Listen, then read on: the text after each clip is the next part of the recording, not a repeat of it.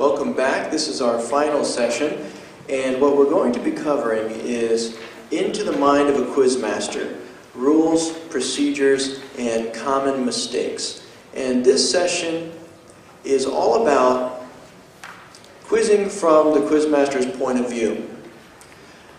What we're going to first go over is a few new rules on the senior side. I'm not an expert on junior rules. I know a little bit about the junior ministry, having been a coach for 7 years, but I can really go into a lot of detail on the senior side of things. And over the last 3 years, there's been several new rules. I recommended a few times so far for the workshop that one of the best things you can do as a coach is to purchase a rule manual at bqmaterials.com and read it, and highlight it, and underline important things, and apply them into your quiz practice, because you're going to really help yourself and your quizzers if you know what's inside here. A few things that have been added to the senior ministry over the last couple years. The time frame on a forfeit has extended to 30 minutes now on senior quizzes.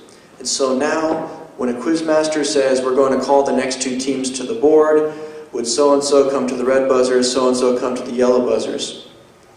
Now, a team has 30 minutes to respond to that call.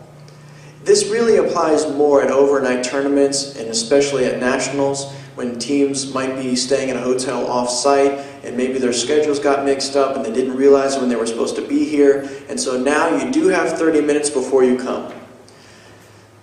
At the beginning of every quiz, every team has 10 points for arriving on time. And so if your team is not there when called, even if you're just a couple minutes away, then you do lose those 10 arrival points at the beginning. But the quiz is not forfeit until you haven't been there until 30 minutes after you've been called. All right, so all things considered, just be there on time when you're supposed to be there, and know your matrix, and know when the sessions are going to be closing, especially on multiple day tournaments. If you're not sure if your quiz is going to be the last quiz of the day, or if they'll finish right before that, just walk up to the quizmaster in between and say, hey, are you going to be doing our quiz before, or can we go ahead and head out for the day? So 30 minutes on a forfeit. A couple more things. In senior quizzing, it's now different as far as who qualifies for nationals. I think it's changed for the better, and so now, if a team places first or second at an extravaganza, and if they show up at state finals, they get an automatic bye into nationals. So in other words, if you place first or second extravaganza, you finish your season, you're going to nationals. It used to be you had to place at a certain place at state finals in order to make it. Also, that team will not take away one of the spots for the district. So let's look at a few things. No matter what district you're in, if you have 1 to 9 teams in a particular division, juniors, or intermediate or experience, 1 to 9 teams, your district gets to send 2 to nationals. If you have between 10 and 14 teams, you send 3 to nationals. 15 to 19 teams in a given division, you send 4 to nationals, and so on. Now, if one of your teams in your district places first or second at extravaganza, then you get to send essentially 1 more team to nationals than you would have beforehand. So that first or second place team, they go to nationals no matter what. And then in addition to them, you get to send however many that designated amount is. So if you had 4 teams in your district, you would normally be able to send 2 to nationals. Anywhere from 1 to 9, you get to send 2 to nationals. So you have 4 teams in your district. 2 of them are guaranteed to go to nationals. Let's say the other 2 also placed first or second at extravaganza. All 4 teams go to nationals. And so it's something where it's a neat program. and it's going to enable districts to be able to send more teams. Also, something that the General Youth Division is allowing coordinators to do now is, let's say you get to send 3 teams to nationals, and your 3rd team decides, oh, we're not going to be able to make it. It used to mean the rest of the district's out of luck. But now, if we know ahead of time that a team isn't going to be able to make it, we can give that spot to the next team down, to the 4th place team. The reason I like that so much is because now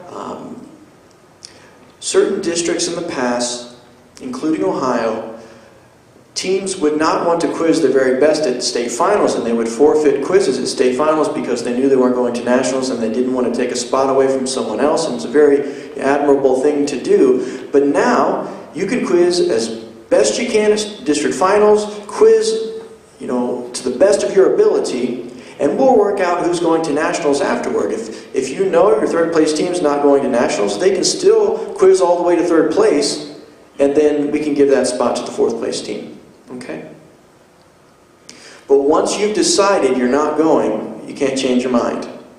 Okay, so that 3rd place team can't go back a month later and say, oh, by the way, we want to go to nationals.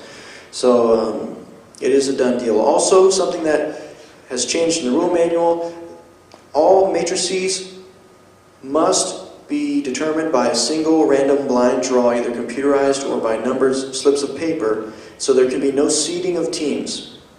That has been a big topic over the last several years, and so at this time, at district finals, teams cannot be seeded into a matrix. In other words, you have the number 1 seed, the number 2 seed, depending on how you've done throughout that year. It's going to be a random matrix all the way around as the rule manual stands now. A few more things. In the brand new rule manual, the 2015, there were a couple small changes, and every time there's a change to the rule manual, there's a little asterisk next to it, so that'll help you find where they are. There was a clarification included for the contesting procedure. When a quizzer contests, they are supposed to stand completely, state, I contest, the quizmaster recognizes them, and then the quizzer then turns and is supposed to consult with their coach. One coach should be standing without your material in your hand. Put your material in the chair behind you, because a quizzer is not allowed to look at the material at any time. And so if your material is in your hand, then the officials don't know if you're showing that to your quizzer or not, and you'll unfortunately receive a 5-point foul. So the coach stands, talks with the quizzer, and the way the rule manual states the rule now, the quizzer can turn away, and if they're still standing, the coach can call them back again. Okay?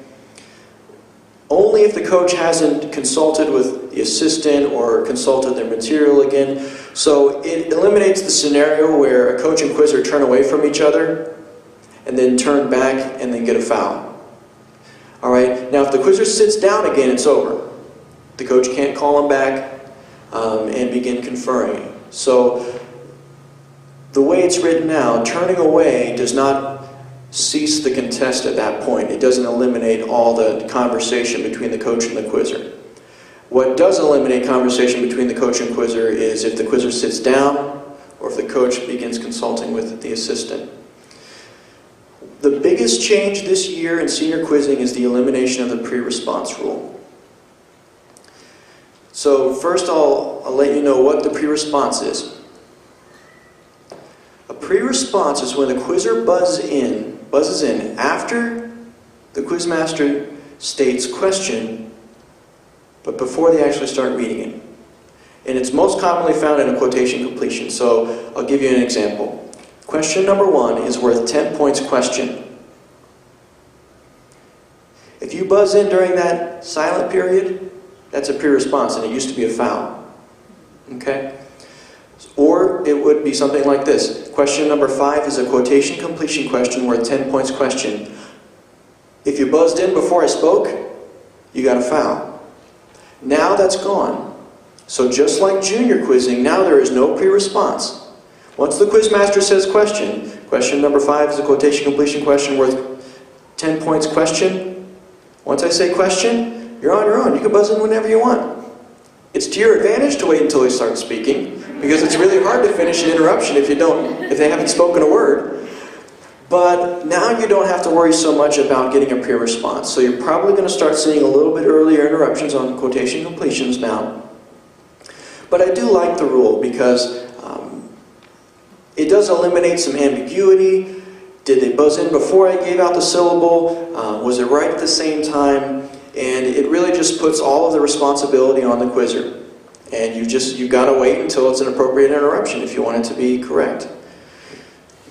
So the pre-responses have been eliminated. There's also a little provision in there, further defining point of order. So, coaches, you have a few tools in your bag to help coach your team. And I do believe that coaches play an important role. It's more than just letting the quizzers do what they need to do. You practiced all you needed to practice, and so just let them go. I believe a coach can take an active role in helping their team, guiding their team. You could make a sports analogy and talk about how